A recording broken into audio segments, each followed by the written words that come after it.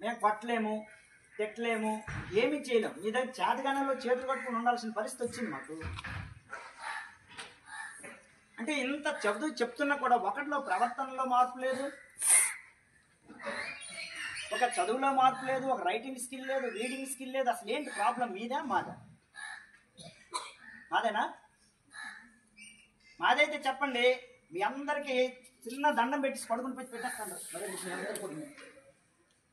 మీ అందరికి దండం పెట్టేసి వదిలేస్తాను.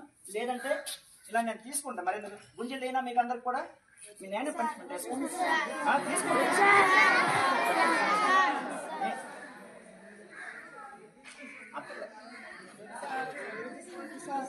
Sir.